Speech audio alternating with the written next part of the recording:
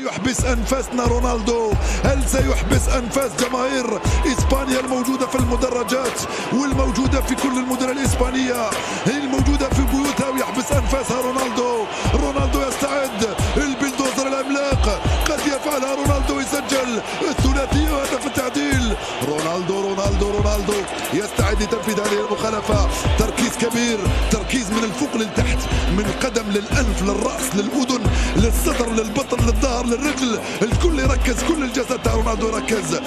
بابا خطيرة، بابا خطيرة. رونالدو في تنفيذ المخالفة. رونالدو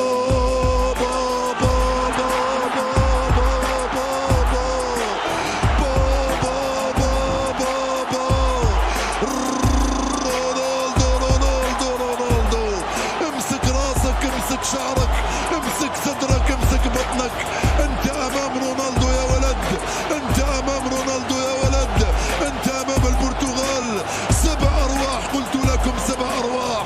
البرتغال يعود، اسبانيا تسيطر، اسبانيا تستحوذ، اسبانيا تتفوق. رونالدو جول جول جول جول جول، وكأنه حطها بيده رونالدو. هذه واحدة من أجمل المباريات في التاريخ، نعم من أجمل المباريات.